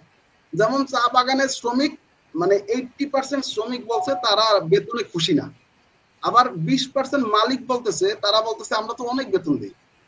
তাহলে এখন এই 80% মানুষের কাছ থেকে আপনি নিতেছেন হচ্ছে সার্ভে, মানে কোয়েশ্চেনিয়ার সার্ভে করতেছেন কোয়ান্টিটিভ, আর 20%-এর কাছ থেকে আপনি ইন্টারভিউ নেন। এইবার দুইটাকে ভ্যালিডেট করেন রেজাল্টটা। এইটাকে আমরা ধরেন, আমি একটা এক্সাম্পল দিলাম, এটাকে আমরা বলি মিক্স মেথড, হ্যাঁ, বা ট্রায়াঙ্গুলেশন সিস্টেম। এই তো এখন আপনি দেখেন সবই কিন্তু আপনার টাইটেল বলে দিচ্ছে যে কি করবেন কি করবেন না, বুঝলেন না? বলেন স্যার। আপনাকে অত্যন্ত ধন্যবাদ স্যার, এবং আন্তরিক মানে অভিনন্দন আমাদের সাথে থাকার জন্য। মেট্রোপলিটন ইউনিভার্সিটি রিসার্চ সোসাইটি আপনার প্রতি কৃতজ্ঞ এত দৃষ্টিনন্দন মানে প্রশ্নগুলোর উত্তর দেওয়ার জন্য স্যার। আরেকটি বিষয় স্যার, আমাদের বাংলাদেশ পার্সপেক্টিভে যে সমস্যাটি আমরা খুবই মানে ফেস করি, এবং প্রত্যেক রিসার্চারই এই সমস্যাটা ফেস করেন, যে বাজেট ইস্যু। এই বিষয়ে যে আমার একটি প্রশ্ন ছিল, যদি আপনি একটু আপনার দৃষ্টিভঙ্গিটাতে বলতেন যে গবেষণার পদ্ধতি, গবেষণার পরিকল্পনায় বাজেট ও খরচের বিষয়টি কিভাবে অন্তর্ভুক্ত করা উচিত? বাজেটের বিষয়টা কিভাবে অন্তর্ভুক্ত করা উচিত? জি জি, বাজেটের বিষয়টা অন্তর্ভুক্ত করা উচিত আপনার ইসের উপরে। আপনার দ্বারা একটা জিনিস আমি বলি শহীদ, আপনার দ্বারা এখন হচ্ছে ইসের কি বলে ইংলিশ, আপনার দ্বারা এখন চাঁদা যাওয়া সম্ভব, কিন্তু আপনার দ্বারা ক্রিকেট প্লেয়ার হওয়া সম্ভব না। বুঝতে পারছেন কেন? কেন? কারণ চাঁদে যাইতে টাকা পয়সা লাগবে, চাঁদে যাইতে আপনার ইয়া লাগবে, কি বলে রকেট উঠে বসে যাবেন, কিন্তু ক্রিকেট খেলা কিন্তু আপনার দ্বারা সম্ভব না। কারণ হচ্ছে ক্রিকেট খেলা ফিটনেসের বিষয় আছে, অনেক আগে থেকে এটা একটা ইমিউনিটি সিস্টেমে গ্রো করতেছে। এখন এই বাজেট আপনি এমন বাজেট ধরেন, আপনি সলিসিটেড প্রপোজালের মধ্যে, আস্কিং প্রপোজালের মধ্যে আপনাকে বলা হচ্ছে, আপনি মনে করেন যে 3 কোটি টাকা বাজেট আছে, এবং এইটা আপনার 10টা বিশ্ববিদ্যালয়ে দেওয়া হবে। তা আপনার 3 কোটি টাকা যদি 10টা বিশ্ববিদ্যালয়ে দেওয়া হয়, তার প্রতি বিশ্ববিদ্যালয়ে কয় টাকা পড়ে? 30 লাখ নাকি? হ্যাঁ 30 লাখ। আচ্ছা, প্রতি বিশ্ববিদ্যালয়ের জন্য 30 লাখ। এখন আপনি যদি একাই একটা বাজেট করেন 30 লাখ টাকার, এটা কোয়াইট ইম্পসিবল। সুতরাং সবচেয়ে প্রথমে বিষয় হচ্ছে যে বিষয়টা খেয়াল করতে হবে বাজেটের, সেটা হচ্ছে যে আপনি বাজেটটা কি রিলেভেন্ট কিনা এবং কস্ট ইফেক্টিভ কিনা, যে প্রয়োজন সেই প্রয়োজনে আপনি পারপাসটা সার্ভ করতেছেন কিনা। এবং বাজেটের বিষয় হচ্ছে যে বাজেট যদি আপনি, আমাদের দেশে হয় কি, আমাদের দেশে খুব কমন একটা কোয়েশ্চেন আছে যে আমরা নাকি বাজেট পাই না, বাজেট পাই না। আর আমি আবার একটু বলি যে বাজেট আসলে মানে আসলে বাজেট আমরা প্রপার ইউটিলাইজ করি কিনা সেটা হচ্ছে বিষয়, বুঝতে পারছেন? বাজেট পাই না, পাই না এটা 100, এইটা ঠিক আছে, পাই না। আর যতটুকু পাই সেটাও আবার পাই কিনা। এই যে রিসেন্টলি ইউজিসির হিট প্রজেক্ট নামে একটা প্রজেক্ট, এটা দেখলাম গত কয়েকদিন ধরে সবাই সেলিব্রেট করতেছে যারা যারা পাইছে। আমি অবশ্য দিতে পারছিলাম না, লাস্টে 2 দিন আগে জানছিলাম। তো তাদের প্রজেক্ট আমি ভেতরে তাদের প্রজেক্টের হিসেবে আমি পড়ছি আর কি। এটা নিয়ে নানান সমালোচনা অনেক কিছু হয়েছে আর কি, যেগুলো নিয়ে আলোচনা না করতে চাই। তো সেই ক্ষেত্রে আপনার আর বাজেটটা একটু দৃষ্টিনন্দন হওয়া উচিত, অর্থাৎ একবারে যেন সবাই পড়তে পারে আর কি, মানে ক্লিয়ার যেন বোঝা যায়। হ্যাঁ, আপনার ভেগ কোনো কিছু দেওয়া থাকে না। আপনি লেখছেন মিসসেলেনিয়াস 30,000 টাকা, ধরেন মিসসেলেনিয়াসের মধ্যে কি আছে 30,000 টাকা, বুঝতে পারছেন? তারপরে এমন কোনো কিছু ইয়া করা লাগবে না। আপনি মনে করেন এখন ব্যবহার করতেছেন 30,000 টাকার একটা কম্পিউটার, আর বাজেট পায় আপনি 3 লাখ টাকার একটা কম্পিউটার কিনুন, অসঙ্গতিপূর্ণ না এটা? এরকম অসঙ্গতিপূর্ণ জিনিসগুলা আনা যাবে না। এবং একদম ম্যান্ডেটরি কস্ট সেগুলা অ্যাড করা লাগবে। আপনার ট্রানজাকশনাল কনসিস্টেন্সি ডকুমেন্টেড থাকা লাগবে। তারপরে আপনার ইসের কি বলে ফান্ডিং সোর্স আরো যদি পাওয়া যায় সেগুলো আপনি নজর রাখা লাগবে। জি স্যার। স্যার আপনার কাছে আরেকটি প্রশ্ন, যে গবেষণার জন্য অনুকূল পরিবেশ তৈরি করার জন্য কি কি বিষয়ে খেয়াল রাখা উচিত? অনুকূল পরিবেশ করে দেওয়ার জন্য আমাদের কোয়েশ্চেন গুলো কুইক ফায়ারের মতো হইতেছে, অসুবিধা নাই। অনুকূল পরিবেশের জন্য আপনার ওই যে মাইন্ড সেট আপ থেকে লাগবে, ঠিক থাকা লাগবে প্রথমত। 2 নাম্বার হচ্ছে যে আপনার ইসের সারাউন্ডিংস একটা ফ্যাক্টর। আপনার আশেপাশে গবেষক যদি থাকে তাহলে গবেষক হবেন, আপনার আশেপাশে যদি খেলোয়াড় থাকে আপনি খেলোয়াড় হবেন, এরকমই নিয়ম। সারাউন্ডিংস একটা ফ্যাক্টর। তারপরে সুপারভাইজারদের সান্নিধ্য এবং রিলেশনশিপ থাকা। তারপরে ইসের কি বলে খুবই কনসিস্টেন্ট থাকা রিসার্চের ক্ষেত্রে। নট অনলি দ্যাট, আপনার একাডেমিক রিসার্চের নলেজ গুলা কিভাবে একাডেমিতে ইউজ করা যায় সেই ধারণা থাকা লাগবে। তারপরে আপনার এই তো আরো আরো বলতে পারবো। বলেন, নেক্সট কোয়েশ্চেন বলেন। জি স্যার, ধন্যবাদ স্যার। স্যার আপনার কাছে আমাদের আজকের দ্বিতীয় পর্বের শেষ প্রশ্ন, তারপর আমরা দর্শকদের কোয়েশ্চেন পর্বে চলে যাব। যে আপনি একজন গবেষক এবং আপনার দৃষ্টিতে গবেষণার প্রি প্ল্যানিং এর মধ্যে সীমাবদ্ধতা বা চ্যালেঞ্জ গুলো কি কি হতে পারে? প্রি প্ল্যানিং এর মধ্যে জি জি। প্রি প্ল্যানিং এর মধ্যে গবেষণার মধ্যে সীমাবদ্ধতা যেটা সেটা থাকে সবচেয়ে বড়, সেটা ইয়া ধরেন প্রজেক্ট আমাদের এখানে call for paper, call for চ্যাপ্টারে খুব একটা বেশি আমরা স্বাচ্ছন্দ্য বোধ করি না, কিন্তু গবেষণা পাবলিক ইউনিভার্সিটি গুলোতে সেখানে ফান্ড এবং গবেষণা প্রজেক্ট গুলো আসে। দুঃখের বিষয় হচ্ছে আমরা প্রজেক্ট পাই এরকম মনে করেন আগামী 3 দিন পরে প্রজেক্ট সাবমিশনের ডেট। একটা প্রজেক্ট সাবমিশন তিন দিনের জন্য করা যায় বা প্রজেক্ট রেডি করা যায় 3 দিনে, এই একটা বিষয়। তারপর 2 নাম্বার হচ্ছে যে আমরা আসলে প্রপার ট্রেনিং পাই না। আর ট্রেনিং মানে টাকা ছাড়া সবকিছুই তো অসল ভাই। সেক্ষেত্রে যদি ফান্ড যদি না থাকে তাহলে সেক্ষেত্রে বিশাল একটা সমস্যা না? কারণ আমি এত রিসার্চ করতেছি, আমি যদি রিসার্চে ফান্ড না পাই, টাকা পয়সা, ইন্সপিরেশন, মোটিভেশন যদি না পাই, ইনসেন্টিভ, এটা ইনসেন্টিভসও ধরেন, এটা যদি না পাই তাহলে প্রবলেম। তারপরে আপনার ওই যে এইসের ডকুমেন্টস এর কথা তো আছে, সুপারভাইজারের ইস্যু আছে এখানে। তারপরে আপনার ইথিক্যাল অ্যাসপেক্টস, সোশ্যাল দৃষ্টিকোণ, হ্যাঁ আপনার সোসাইটি কিভাবে নিতেছে আপনাকে। তারপরে মোটিভেশন কতদিন থাকতেছে, এই ইস্যুগুলো মোটা দাগে যদি আপনি কন্ট্রোল করতে পারেন তাহলে this are the basic problems. এবং আরো একটা জিনিস, খুব গুরুত্বপূর্ণ জিনিস, হয়তো বা আসলে প্রচুর জিনিসে বাদ যাইতেছে আজকে প্রিপারেশনে, আজকে প্রোগ্রামে কোনো বিন্দুমাত্র প্রিপারেশনও নাই ভাই, বা ইয়া নাই। যেমন আপনার ওই যে কি বলে, আপনি একটা বাংলাদেশে অনেক রিসার্চারদের, বিশ্বাস করবেন না, যারা খুব ভালো ভালো রিসার্চ পেপার লিখে, তারা হচ্ছে জার্নাল সাবমিশন প্রসেস কমপ্লেক্সিটির কারণে ভালো ভালো জার্নাল গুলোতে পেপার সাবমিট করে না। বুঝতে পারছেন? এইগুলো এখন কিভাবে করা যায়? যেমন আমার ইউটিউবে একটা চ্যানেল আছে, সেটার মধ্যে জার্নাল প্রসেস সাবমিশন করা আছে, কি বলে মানে সব কিভাবে সাবমিশন করে সেগুলো এখানে দেওয়া আছে। এই যে বিষয়গুলো আছে, এগুলোতে ট্রেনিং এর একটা ফ্যাক্টর আছে। তারপরে আপনার সরকারের সদিচ্ছার বিষয় আছে। হ্যাঁ, তারপরে যেমন বললাম না, কোভিড এর মতো যদি সিচুয়েশন বাংলাদেশে আবার আসে, তাহলে আপনি আপনি কোভিড এর সময় যে ভুক্তভোগী ছিলেন, এখনো সেই ভুক্তভোগী হবেন আপনি। আপনার আপনি সিলেটে চিন্তা করে দেখেন, গত জুলাই মাসে 24 জুলাইতে, আগস্ট সেপ্টেম্বর দিকে প্রচন্ড ভারী বন্যা হইলো সারা বাংলাদেশে, সিলেটেও বাদ যায় নাই। তো সিলেটের বন্যা ব্যবস্থা নিয়ে আপনারা কিছু করছেন? আর কিছুই করেন নাই। হ্যাঁ, তো এইটাই আমরা লার্নিংস থেকেও শিক্ষা নেই না, লার্নিংস ইতিহাস থেকেও লার্নিংস নেই না। এইটাও আমাদের একটা বড় ধরনের লিমিটেশনস বাজেট কি বলে রিসার্চ প্ল্যানিং এর ক্ষেত্রে।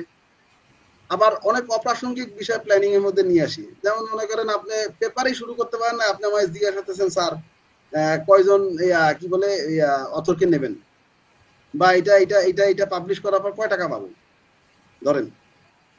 হ্যাঁ, এইগুলা প্ল্যান যদি থাকে তাহলে আবার সমস্যা মাথার মধ্যে থাকলে। এই আরো আরো আছে, আরো তো বলতে পারবো ভাই। আপনার মোটিভেশনটাকে কন্টিনিউয়াস করা, হ্যাঁ, তারপরে ভালো রিসার্চার খুঁজে বের করা, হ্যাঁ, তারপরে ইংলিশে স্মার্ট হওয়া, এইগুলা মেনি থিংস। জি স্যার, ধন্যবাদ স্যার আপনাকে। এর মধ্য দিয়ে আমাদের first day research night 0.1 episode 0.5 pre research planning the key to unlocking insightful discoveries, এই টপিকের দ্বিতীয় পর্ব শেষ হলো। এখন আমরা তৃতীয় পর্বে চলে যাব, দর্শকদের কোয়েশ্চন সেশনে। তারই আগে আমি আরেকবার পরিচয় দিতে চাই। আমাদের সাথে আছেন আমাদের শ্রদ্ধেয় sir Mohammad Saidur Rahman Palash, president Metropolitan university research society, associate professor business administration and director CTRP Metropolitan University Bangladesh. আমরা শুরুতেই প্রশ্ন নিব। শুরুতেই প্রশ্ন করেছেন আমাদের শ্রদ্ধেয় দর্শক মেহেদি আজিজ ভাইয়া। প্রশ্ন করেছেন, how does effective pre research planning help to define and refine to research question and why is it critical for the entire research process? Sir আপনি মেহেদি ইজ মাই স্টুডেন্ট, অনেক গুরুত্বপূর্ণ একটা কোয়েশ্চেন করছে। সেটা হচ্ছে যে কিসে মানে how does effective pre research planning বলতে হয় যে, আমি একটা কথা বলতাম, আরে ওই যে বলে না মানে ওয়েল প্র্যাকটিস না, প্র্যাকটিস ম্যাক্সিমাম পারফেক্ট। তা আমি আবার এটা সামনে নিয়ে আসতাম, ওয়েল প্র্যাকটিস ম্যাক্সিমাম পারফেক্ট না, প্র্যাকটিস ম্যাক্সিমাম না, ওয়েল প্র্যাকটিস। তো এই জেন্টলম্যান আবার ইফেক্টিভ লিখে নিয়ে আসছে, ইফেক্টিভ প্রি রিসার্চ প্ল্যানিং। অর্থাৎ আপনার প্ল্যানটা যদি খুবই ইফেক্টিভ হয়, ইফেক্টিভ কিভাবে হবে? এইবার আসেন হচ্ছে আপনি কিভাবে ইফেক্টিভ করবেন হচ্ছে দেখেন, that help to define and refine the research questions. অর্থাৎ আপনি ফার্স্ট অফ অল একটা রিসার্চের কনসেপ্ট থেকে অ্যাবস্ট্রাক্টে আসে, অ্যাবস্ট্রাক্ট থিঙ্কিং থেকে আমরা রিসার্চ কোয়েশ্চেন্সে আসি। এর মধ্যে লিটারেচার আমরা পড়াশোনা করি। তো এই লিটারেচার পড়াশোনা করার পরে আমরা কোয়েশ্চেনটা জেনারেট করি, সেই কোয়েশ্চেনের আনসার সলভ করার জন্যই কিন্তু আমরা রিসার্চ করি আমরা। এখন আপনি পিওর কোয়েশ্চেনটা কোন সময় পাবেন? যখন কিনা রিসার্চের গ্যাপ খুঁজে বের করতে পারবেন, কোন এরিয়াতে আপনার গ্যাপ আছে, সেই গ্যাপটা আপনি যখন খুঁজে বের করতে পারবেন, তখন আপনার কোয়েশ্চেনটা খুঁজে বের করতে পারবেন খুব আরামে, ইজিলি। এবং এই কোয়েশ্চেনের উপরে বেস করে আপনি কি করতেছেন, সুন্দর একটা টাইটেল তখন ফিক্স করবেন যে it will be my research title. এই যে টাইটেলটা দেখেন, এই যে শুরু, আপনি এই টাইটেল থেকে শুরু করে একেবারে শেষ পর্যন্ত, আমাদের একটা রিসার্চ প্রপোজালের শেষ পর্যন্ত হচ্ছে রেফারেন্স পর্যন্ত, এই টাইটেল এবং এই অবজেক্টিভ আপনাকে টিউন করে আপনার এই প্রত্যেকটা পার্ট আপনাকে লিখতে হবে। যদি আপনার রিসার্চ কোয়েশ্চেনটা এবং টাইটেলটা মানে ইফ ইউ থিঙ্ক যে এটা গুড, বা সুপারভাইজার যদি বলে ভালো, ওকে হয়েছে, তাহলে আপনি হচ্ছে একেবারে পুরো হচ্ছে মানে ইফেক্টিভ একটা রিসার্চ আউটপুট পাবেন মানে ফাইনালি।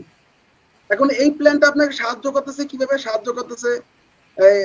টাইটেল আপনাকে আগে থেকে ড্রাফট করার জন্য সহায়তা করতেছে, কারণ আপনি জানেন যে যদি আমি ভালো জায়গায় সাবমিট করতে যাই তাহলে আমার ভালো পেপার ডকুমেন্ট ডাউনলোড করা লাগবে, সুতরাং আপনি ভালো সোর্সে যাবেন পেপার পেপার করার জন্য। এখন ওই সোর্সটা কিন্তু আপনি রেডি রাখবেন, অর্থাৎ আমি এলসেভিয়ার, এমআরএল, এই 3 পাবলিশারের, টেইলর ফ্রান্সিস, এই 4 পাবলিশারের পেপারে বাইরে যাব না। দেখেন আপনার ইফেক্টিভ রিসার্চ প্ল্যানিং কিন্তু আপনাকে বলে দিচ্ছে। ওকে ফাইন, আপনি বললেন যে আমি এখানে ইথিক্যাল কনসার্ন ছাড়া যাব না। দেখেন আপনি প্রি রিসার্চ প্ল্যানিং কিন্তু আপনি ইথিক্যাল রিসার্চটাকে আপনি কিন্তু মানে রিসার্চটাকে কিন্তু ইথিক্যালি স্ট্রং করতেছেন। আচ্ছা ফাইন, আপনি দেখেন যে মানে আপনি বাজেট করতেছেন, আপনি রিসার্চে যখন অ্যানালাইসিস করবেন টুলস লাগবে, সেই টুলসে দেখা গেল যে এসপিএসএস আপনার কিনা লাগতে পারে। সেই কিনার জন্য মনে করেন আপনি যে পরিমাণ বাজেট, সেই বাজেটটা কি আপনি ফিক্স করতে পারতেছেন কিনা, বাজেট ওইখানে দিচ্ছেন কিনা। আপনি দেখা গেল ওইখানে বাজেট দিচ্ছেন 20,000 টাকা, আর আপনার মনে করেন টুলস কিনা লাগবে 2 লাখ টাকা, তখন তো আপনি বিপদে পড়বেন, মারাত্মক বিপদে পড়বেন। তো এই যে ইফেক্টিভ রিসার্চ প্ল্যানটা আপনার ইসের আপনি যদি বাস্তবসম্মত প্র্যাকটিক্যালি যদি করেন তাহলে এটা ইফেক্টিভ হবে, এবং এইটা যদি ইফেক্টিভ হয় তাহলে ফার্দার স্টেজগুলো আপনার ultimately you will get the মানে পিওর রেজাল্টস। এবং why it is critical for entire research proposal, ওই যে রিসার্চ প্রপোজাল বললাম না যে আপনি কোথায় এটা ইমপ্লিকেশন করবে সোসাইটিতে, সেটা আপনাকে আগে জানাই দিবে। আপনার লিমিটেশনস কোনগুলো আসবে সেটাও একটু বলে দেবে, যে আপনি এটার পেপার কম পাইতে পারেন, অথবা এখানে শুধু কোয়ালিটি কোয়ান্টিটি পাইতে পারেন ডেটা অ্যানালাইসিস। তারপরে মনে করেন আপনি রিসোর্স লিমিটেশনস আছে কিনা সেটা জানাই দেবে, বাজেট কনস্ট্রেন্ট আপনি কিনা সেটা জানাই দেবে। So this are the things আপনাকে এইভাবে করে পুরো প্রসেসটার মধ্যে এই রিসার্চ প্রপোজালটা, প্রি রিসার্চ প্ল্যানিংটা সাপোর্ট করে প্রপোজালটা।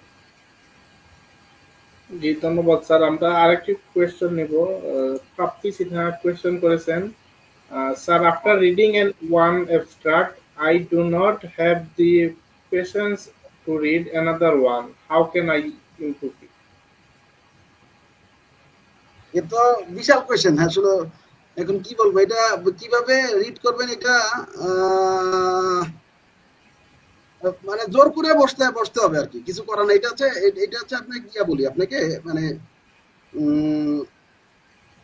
ইটস লাইক আপনার যতক্ষণ না পর্যন্ত এইটার সাথে একটু কানেক্টেড না হবেন। ধরেন আমি আমার ছাত্র জীবনে একটা এক্সাম্পল দিই। আমরা হচ্ছে আমাদের 6 মাসের সেমিস্টার ছিল, তো 6 মাসের সেমিস্টার প্রথম 4 মাস ক্লাস হইতো, আমাদের ক্লাস হওয়ার পরে 4.5 মাস ক্লাস হইতো, আর পরে হচ্ছে আমাদের 27 দিন 28 দিন বন্ধ দিত, মানে ওই বন্ধের মধ্যে আমরা পড়াশোনা করতাম। আর এরপরে হচ্ছে পরীক্ষা হইতো প্রত্যেকদিন মাঝখানে 3 দিন করে বন্ধ।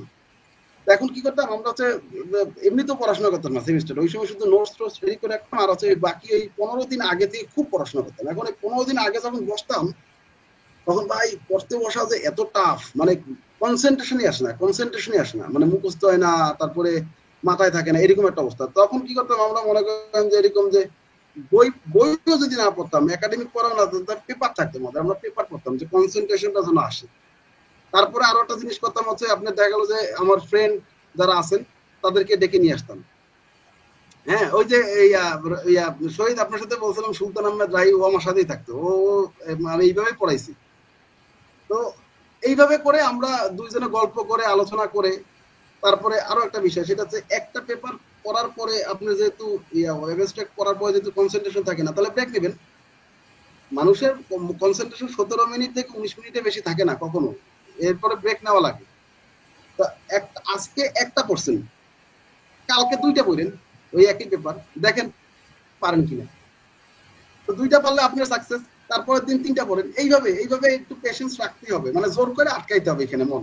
আর মজার বিষয়টা হচ্ছে কি, আপনি যখন 5, 7টা 10টা পেপার পড়ে ফেলবেন এবং 1টা 2টা অ্যাবস্ট্রাক্ট আপনি নিজে ট্রাই করবেন লেখার, মানে এক্সটেন্ডেড অ্যাবস্ট্রাক্ট, তখন এটার মধ্যে বুঝতে পারবেন। এবং আপনার কনসেন্ট্রেশন ধরে রাখার জন্য আমি একটা স্ট্র্যাটেজি আপনাকে বলে দিই, হুইচ উইল বি ইফেক্টিভ। আপনি একটা নিজে আপনার পছন্দের টপিকের মানে অ্যাবস্ট্রাক্ট ড্রাফট এবং অ্যাবস্ট্রাক্ট সম্পর্কে পড়াশোনা করেন, তাহলেই আপনার কনসেন্ট্রেশন চলে আসবে। জি স্যার ধন্যবাদ স্যার। আমরা আরেকটি কোয়েশ্চেন নিব। মেহেদি আজিজ আরেকটি কোয়েশ্চেন করেছেন, what is the role of a pilot study in the pre-research planning phase? How can it lead to more হ্যাঁ আমি বুঝতে পারছি, তো পড়ায় দেখতেছি আমি, শুনতে পাচ্ছি না। Shahid, are you there, can you hear me, or my network has been phone, কোনটা কোনটা গেছে আমারটা? আচ্ছা আমি কথা বলতে থাকি, সেটা হচ্ছে আমি বুঝতে পারছি question. Thank you so much Mehedi. Question করছেন পাইলট স্টাডি কি জিনিস সেটা আগে একটু বুঝতে হবে। পাইলট স্টাডি বলতে আমরা একটা স্টাডি করার আগে একটা স্টাডি করে নেওয়া। যেমন তাহলে স্যার পাইলট স্টাডির সাথে রিসার্চ প্রপোজালের ইয়া কি তফাৎটা কি? তফাৎ হচ্ছে research proposal will give you the direction and it's a blueprint. On the other hand pilot study means আপনি যে পেপারটার উপরে কাজ করতে যাবেন সেই পেপার ধরেন আপনি কোশ্চেনটা রেডি করছেন, কোশ্চেনটা ওকে আছে কিনা সেইটা দেখার জন্য, টেস্ট করার জন্য আপনি 10-12 জন 15 জনের কাছ থেকে আপনি আগে টেস্ট করালেন। টেস্ট করার পরে মানে সার্ভে করলেন। সার্ভে করার পরে আপনি যদি দেখেন যে আপনার রিসার্চটা ভ্যালিডেট, যে মনে হইতেছে যে না আপনার এক্সপেকটেশন অনুযায়ী আপনার রেজাল্টটা আসতেছে, দেন আপনি ইসের কি বলে পরবর্তীতে যাবেন। আমি আরো ক্লারিফাই করি, আমি একটু কনসেন্ট্রেশন ব্রেক হয়েছে ইসের জন্য। সেটা হচ্ছে যে একটা কোয়ালিটেটিভ রিসার্চ আপনি পেপারটা রেডি করতেছেন, রেডি করার ক্ষেত্রে যদি ধরেন মনে করেন এখানে 20টা স্টেটমেন্ট ব্যবহার করছেন আপনি, 20টা স্টেটমেন্টের মধ্যে 10টা স্টেটমেন্ট অলরেডি প্রিভিয়াস পাবলিশ পেপারে আছে, সেই প্রিভিয়াস পাবলিশ পেপারের জন্য স্টেটমেন্টের জন্য পাইলট স্টাডি না করলে হয়। কারণ সেই স্টেটমেন্ট গুলো ভ্যালিড নাকি সেইটা টেস্টেড রেজাল্ট আলাদা বইয়ের মধ্যে থাকে, এটা আমরা কোরআন বা আলফা দিয়ে আমরা মেজার করি। আর যদি মনে করেন যে বাকি 10টা স্টেটমেন্টের আপনার কোনো রেফারেন্স নাই, এগুলো নিজে বানাইছেন আপনি, অ্যাডপ্ট করছেন, তখন এই 10টা কোয়েশ্চেনের জাজমেন্ট আসলে এগুলো ঠিক আছে কিনা সেইটা করার জন্য পাইলট স্টাডি করে 20 জনের কাছে পাঠিয়ে দিয়ে ওই রেজাল্টটা পায়, পাওয়ার পরে তারপরে দেখে যে আগের রেজাল্টের সাথে ম্যাচ করতেছে কিনা। তো এটা কোয়ান্টিটিভ অ্যানালাইসিস কোয়ালিটেটিভ অ্যানালাইসিস দুই ক্ষেত্রেই লাগে। কোয়ালিটেটিভ অ্যানালাইসিসের ক্ষেত্রে এটা স্যাচুরেশন বলে আবার, অর্থাৎ কয়জনের রেসপন্ডেন্ট মেইল থাকলে আপনি এই স্টেজে থাকতে পারবেন, স্যাচুরেশন বলে আবার। এখন ঘটনা হচ্ছে যে পাইলট স্টাডি বলছে what is the role of pilot study in the pre planning research planning phases.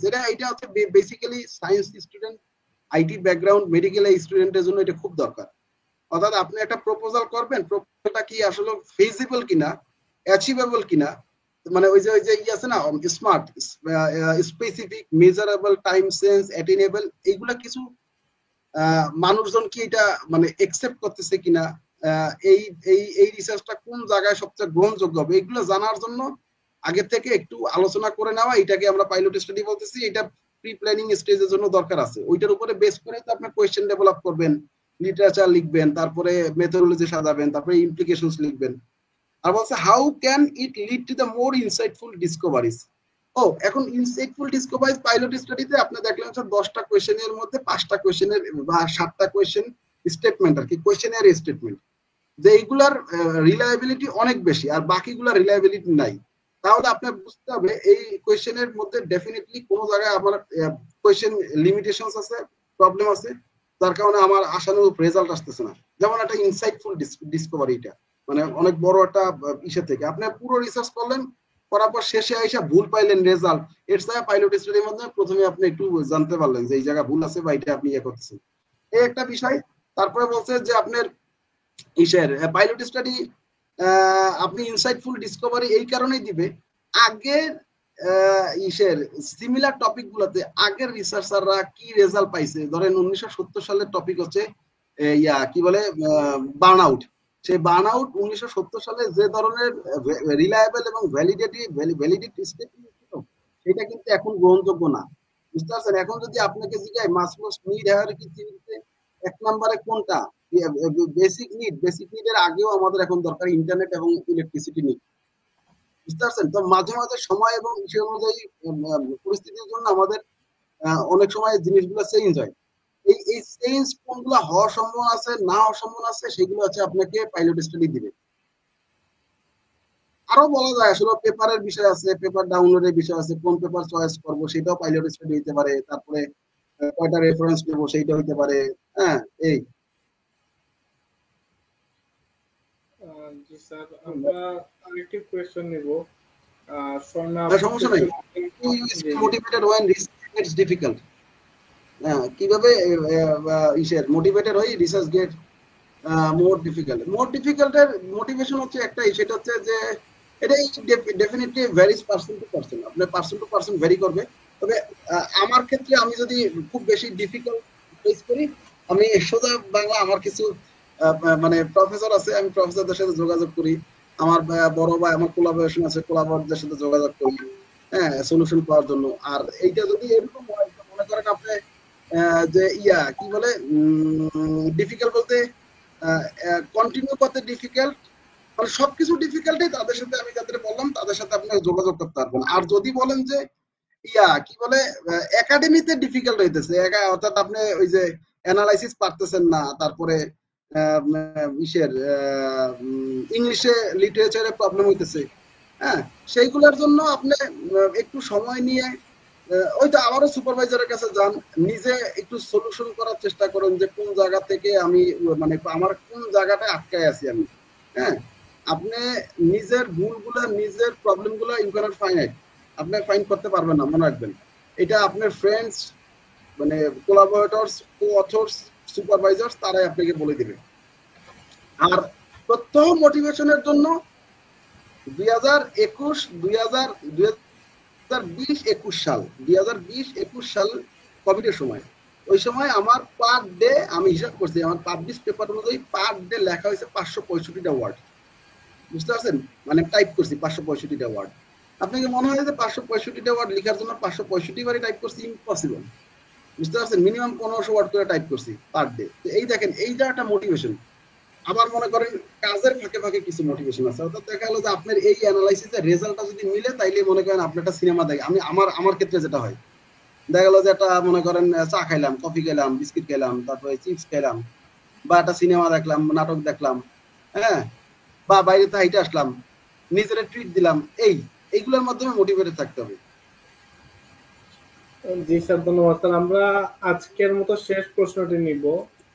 মেহেদি ভাইয়া একটি প্রশ্ন করেছেন, for student who are struggling to find a topic, what advice would you give them for the pre research planning process?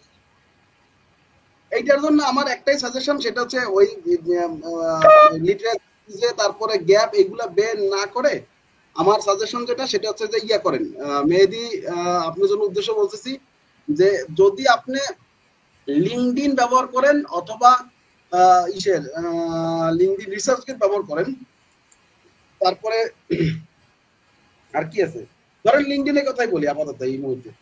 লিঙ্কডইনে ব্যবহার করেন, এখানে যে system হচ্ছে কি জানেন, যে জিনিস দেখেন সেই ধাঁচের জিনিস আপনার কাছে আসে, মানে সাজেশন অ্যালগরিদমে।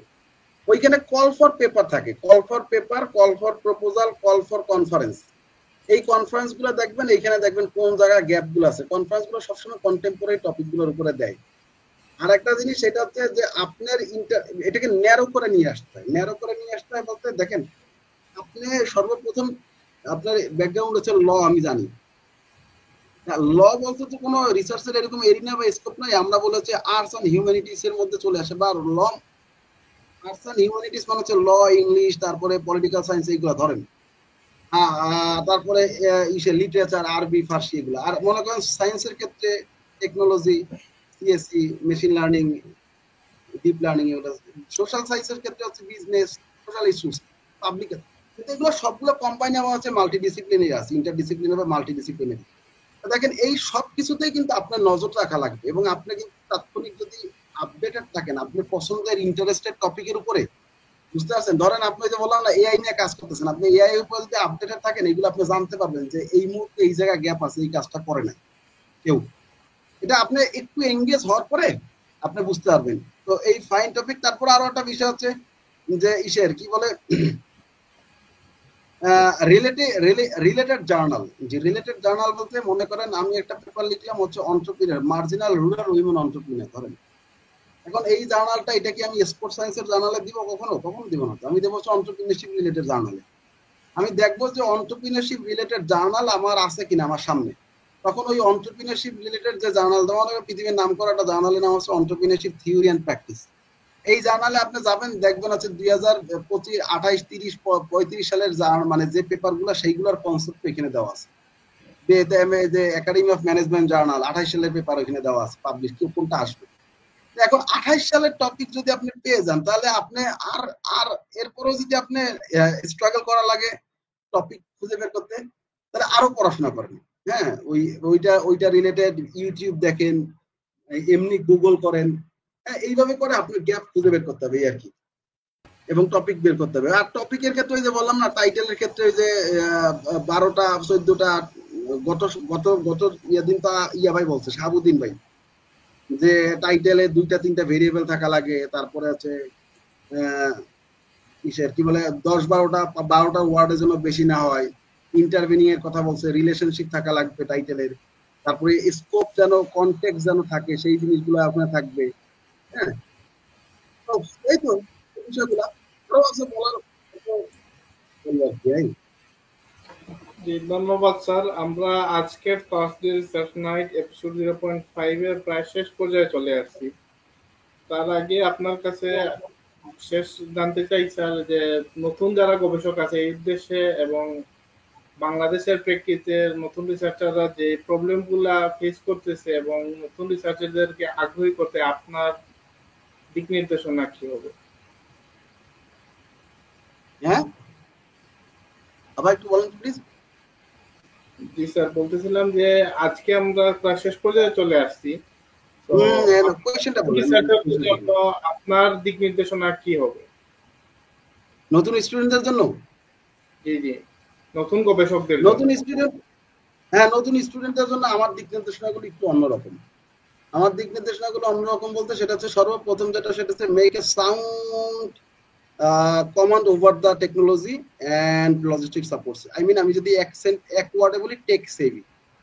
Take savvy does not necessarily mean ইনস্টাগ্রামে 5 লাখ না 10 লাখ 1 কোটি ইউটিউবে সাবস্ক্রাইবার থাকা। এইটা টেক সেভি মিনস হচ্ছে আপনি যেমন জাভা পারেন কিনা, আপনি ইসের কি বলে ওয়ার্ডপ্রেস পারেন কিনা, আপনি এনএলপি তে কমান্ড আছে কিনা, আপনার পাইথন। দেখেন আমি কিন্তু এত যা বলতেছি সিএসসি বলতেছি, ডিপ লার্নিং এ কমান্ড আছে কিনা,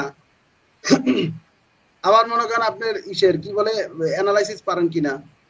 এখন এগুলো যদি না পারেন তাহলে শিখতে হবে। বিশ্বাস করেন এগুলো ভেরি সিম্পল, মানে আপনি যদি একটু সময় দেন, ইউটিউবে যদি দেখেন, মানে কোটি কোটি কোটি কোটি আছে, মানে ভিডিও আছে, আপনি সেই জায়গা থেকে ইয়ে করতে পারবেন।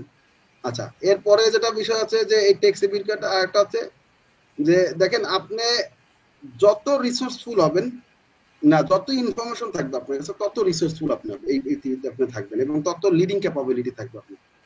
তাহলে আপনার করা লাগবে কি, আপনার প্রচুর পড়তে হবে ইনফরমেশন পাইতে গেলে। এই পড়াটা কেমন, যেমন মনে করেন বাংলাদেশে কোভিড এর সময়ও আমি সর্বপ্রথম আমার পেপার বাংলাদেশে পাবলিশ, কোভিড এর পেপার, আবার চ্যাট জিপিটিও বাংলাদেশের সর্বপ্রথম আমার পাবলিশ পেপার। তো যখন কিনা সর্বপ্রথম একটা কাজ আমি শুরু করছি, মানে এইটা ডিসেম্বরের 2023 সালের ডিসেম্বরে, 16 ডিসেম্বরে আসলো, 14 ডিসেম্বরে। এরপরে থেকে চ্যাট জিপিটি আমি ব্যবহার করা শুরু করছি, বা চ্যাট জিপিটি মানে রিসার্চ করা শুরু করছি ওইটার ইস্যু নিয়ে। তো এই ক্ষেত্রে দেখা গেছে যে নতুন চ্যাট জিপিটি রিলেটেড যে মানে ওয়ার্ডস গুলা, লিঙ্কস গুলা, আপডেটস গুলা আমার মানে আসতেছে, আমার কাছে আসতেছে, এবং আমি প্রতি মুহূর্তে আপডেট থাকতেছি। বুঝতে পারছেন? যেমন মনে করেন বিশ্বকাপ যদি চলে, তাহলে বিশ্বকাপে ব্রাজিলের 3টা খেলা হলো, আর্জেন্টিনা 4টা খেলা হলো, যারা সাপোর্টার তারা কিন্তু মনে রাখবে যে 3টা ওর সাথে ওর এইগুলো জিতছে, এইটা করলে ওইটা হবে সামনে। ঠিক আপনার রিসার্চের ক্ষেত্রেও অল টাইম মাথার মধ্যে এই জিনিস থাকা লাগবে, আমি এইটা করবো, ওইটা করবো, এইটা করলে কেমনে হবে, এইটা করলেই হবে। এন্ড রিসার্চ মানুষকে সততা বানায়, আপনি সৎ হইতে হবে। বুঝতে পারছেন? এই ক্ষেত্রে সুপারভাইজার বেছে নেওয়া খুব গুরুত্বপূর্ণ একটা কাজ, সাথে কোলাবোরেশন, এবং ইউনিভার্সিটিকে সর্বোপরি আসলে রিসার্চ এনভায়রনমেন্ট করে নেওয়া নিজেকে যদি হয়, তাহলে আলাদা একটা মজা আছে সব মিলে। এই তো আমার নতুন রিসার্চারদের প্রতি এই সাজেশন গুলাই থাকলো। জি স্যার, ধন্যবাদ স্যার আপনার মূল্যবান সময় আমাদেরকে দেওয়ার জন্য। মেট্রোপলিটন ইউনিভার্সিটি রিসার্চ সোসাইটি আপনার প্রতি কৃতজ্ঞতা জ্ঞাপন করছেন। এবং পরিশেষে আমরা নতুন যারা রিসার্চার আছেন তাদের উদ্দেশ্যে বলতে চাই, যেমন প্রভাতের সূর্য আলো পেলে শিশিরের ভেজা পাতা থেকে, তেমনি আমরা জানার নতুন দিগন্তে পৌঁছানোর পথে দাঁড়িয়ে আছি, যেখানে প্রতিটি শব্দের মধ্যে লুকিয়ে আছে অজস্র সম্ভাবনা। শিশির যেমন পৃথিবীকে সজীব রাখে, তেমনি আমাদের গবেষণা নতুন আলোর পথে আমাদের পথ প্রদর্শক। আমাদের আজকের Thursday research night 0.1 a guest হিসাবে 0.1 এপিসোড 0.5 এ গেস্ট হিসাবে ছিলেন এমডি সাইদুর রহমান পলাশ, President Emi Wares, Associate Professor Business Administration, Director CTRP, Metropolitan University, Bangladesh, এবং আমি হোস্ট হিসাবে ছিলাম Shahidur Rahman Sakib, joint IT and creative secretary, metropolitan university research society. আমরা আশা করছি আমাদের এই লাইভ সেশনের মাধ্যমে আপনারা প্রি রিসার্চ প্ল্যানিং এর একটা পূর্ণ দিক নির্দেশনা পেয়েছেন। ইনশাল্লাহ আমরা আগামী সপ্তাহে আবার নতুন কোনো টপিক নিয়ে আপনাদের সামনে হাজির হব। তারই আগ পর্যন্ত আপনারা সবাই ভালো থাকেন, সুস্থ থাকেন, মেট্রোপলিটন ইউনিভার্সিটি রিসার্চ সোসাইটি এর সাথেই থাকেন। ধন্যবাদ সবাইকে। আসসালামু আলাইকুম। আসসালামু আলাইকুম।